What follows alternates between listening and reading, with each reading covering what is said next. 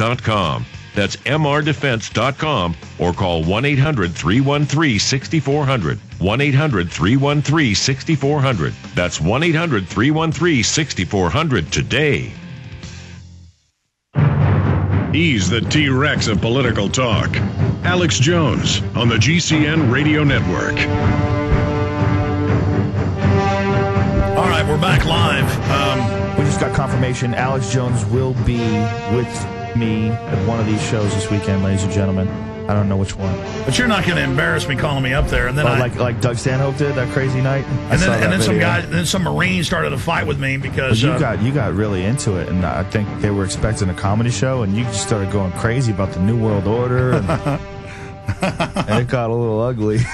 Well, I mean, Doug's like, come up here. Called me. I didn't want to go up. Doug's like, come up. I'm like, man, I'm not going to do comedy. I had to listen to his message 3 times because he was laughing so hard while he was leaving the message, describing you going on stage, what happened, all the chaos that ensued, and how you were up there. You were on stage for like a while, too, right? Yeah, about 20 minutes. That's right. You even did the Man Show with him. You've done everything. Yeah, I've done a lot of dumb stuff.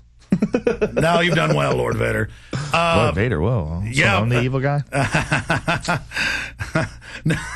No, but there were some troops in the front row, and they didn't like me being anti-war. Well, you know what? I mean, troops never want to hear that. They, if they're risking their life going over there, they want to think that it's for a noble and just cause. And, in that sense, their actions are heroic. But I just don't want more coffins coming back. Sure, of course. And 1.5 million dead Iraqis. Well, not only that. I mean, the whole idea of war in this day and age, it's a shell game. You're taking one leader, a leader of a group of people, and saying that he's going to protect them from another group of people that's wielded by another leader. And the U.S. put Saddam in to begin with, told him to invade Kuwait. Well, I mean, the whole conflict and resolution thing, the way it's set up, it's almost like there has to be war. There has to be problem. If there isn't, there's no way to keep control of the entire population and keep them from assimilating into one gigantic mass. I mean, that's really what people are holding back. That's it. The ability to communicate with everybody and the ability to think of all of us as just brothers and sisters on this planet, just fellow human beings. Instead of playing us off against each other. Exactly. The playing us off against each other, just going off our basest fears. I mean, that's what military and that's what government and leaders have been doing since the beginning of time. It's just, it shouldn't work the same way now as it did when there was no communication, there was no internet. It's like now that we have the ability to spread information so quickly, and in that sense you're helping that along. You're helping put an end to that. I mean, and eventually it will be that you can't trick everybody. We'll have so much access to information, it'll be impossible to convince someone that there's some people on the other side of the planet that have never seen them, never met them, and that they hate them for their freedom or some other retarded idea. Well, Zbigniew Brzezinski in his Grand Chessboard book, Obama's top advisor, 97, said, we built a world government, but we can't get our people to go take over our enemies anymore because they don't see foreigners as their enemies, so we've got to hype that up in the media. I mean, they admit all this and write books about it. The whole idea behind government, the whole idea behind, governing human beings has got to change, Well, we've got to realize at some point in time as we're evolving, human beings are evolving, and right now we're in some sort of an adolescent stage of evolution. I think we're devolving right now. Well, that's always coming along with it. It's because it makes it easier. Because when you make life easier for people and you don't make them develop discipline and skill, they can just drift through life like a retard. There's a lot of people that will just do that on instinct. That's another thing. That's another thing. I mean, talking about you, Joe, while you're here, you also have been big into martial arts yourself and train with a lot of the people in ultimate fighting, don't you? Well, I do martial arts, and I think that for your thinking, just to manage your biology as a man, I think it's very important to have control over your system, over your biological system. And I think a big effect on a lot of people's life is stress. Just stress from being stuck in traffic, or your bills, or just male stress, just natural. I mean, we're designed to chase things down and beat on animals and stuff. I mean, that's what we're here for. We have a certain amount of energy that we need to expire. We need to express. We need to pump it out of our body. And if we don't do that, it's very difficult to manage your emotions,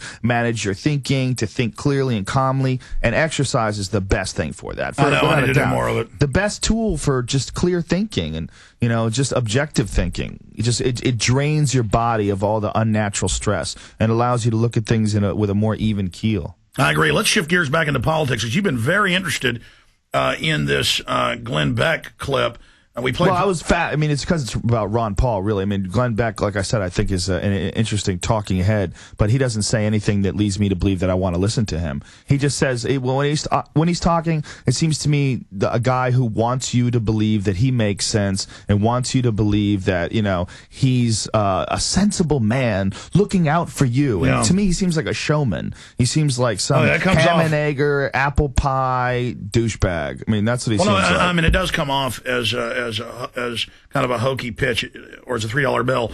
I want to play part of this clip in a minute so you can hear it, but first off, your view of Ron Paul. Well, I think he's the only guy that's saying, listen, we need a radical restructuring of our government. And he's absolutely correct. And he is what a real conservative is supposed to be. I mean, by all stretches of the imagination, I mean, that guy's a real...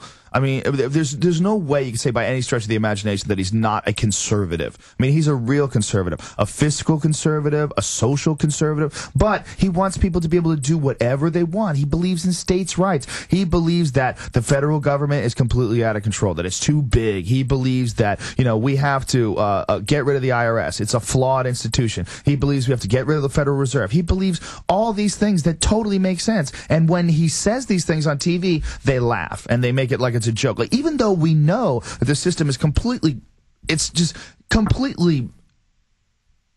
unfixable. I mean, if you look at the way it is now, just it's a honeycomb of corruption and just bureaucratic BS and red tape, and it's just God, it's that's so what I was gigantic. About. That's my next question. Let's continue along, Ron Paul. It's a business. The government is a business, and we need, and at the way this world is structured, it's almost like we need that business to keep running in this ridiculous manner and it's in order predatory. to keep people working. Like a drug war. It's predatory. It is predatory. It feeds on other people. I mean, look, the whole idea behind private prisons. I mean, that's completely insane. That people can profit off of other people being in jail. Well, if that's the case, then they're going to support things that make more people go to jail. And they do. They lobby to keep somebody caught with a marijuana cigarette in prison making widgets for them. You're right, they do, and it's sickening. It's like cannibalism. I mean, it's really like a social form of cannibalism. It's unbelievable that it's legal, and that's all stuff that Ron Paul, you know, what he stands against. And any rational, reasonable person who would listen to Ron Paul talk goes, well, here's a guy who obviously understands the system, was calling the economic collapse way in advance. 30 years ago. Yeah, I mean, he's a brilliant guy, you know, and I mean, he says a lot of stuff that I don't believe in. Like, he doesn't believe in evolution. You know, he thinks that evolution's a theory. But the point is, he isn't going to make you believe what and he isn't going to make you and that is a true conservative, a person who's not. He's not a person who's trying to manipulate other people's lives or change them or bend them to the will. No, he wants of the his state convictions. to get off people's backs so they can be themselves. Exactly. And that brings me to the next issue. George Bush campaigned to cut government, to not have foreign adventures, to not have wars, but his own documents that have now come out, PNAC, show that was their plan all along. That was a betrayal of true conservatives that drank the Kool-Aid thinking he would reverse what Clinton did. Right. And then it was far worse than Clinton. Now with Obama, Bush tripled the size of government. Now Obama's saying he's going to expand it even more.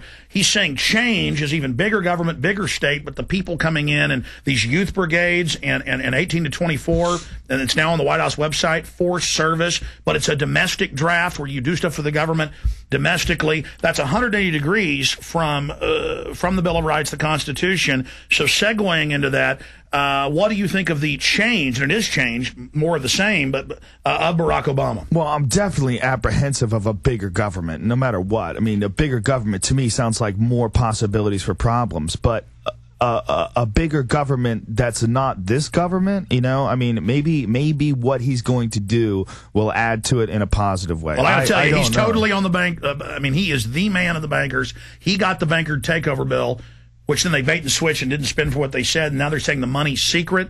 I mean, I'm just telling you, Joe, and remember, and I know you're a smart guy, the day of 9/11, it sounds condescending, but I mean, really, I know you can grasp this. Most people can't seem to. The day of 9/11, I came out and said it's an inside job. Here's the evidence. You were on the air with me. I remember. But I mean, I don't just make things up. I've got just reams of evidence. Obama is probably going to end up being like Adolf Hitler.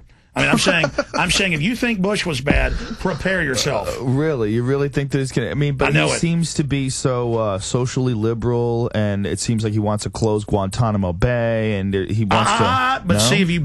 Exactly. Not but really? ABC News admits they're going to open them up in the U.S. He's shutting that one down, paying lip service that he's against it, while opening more and leaving the ghost sites in Europe, the real camps open. And what are these real camps in Europe? There's torture camps? Yeah, they're in Romania. They're in Latin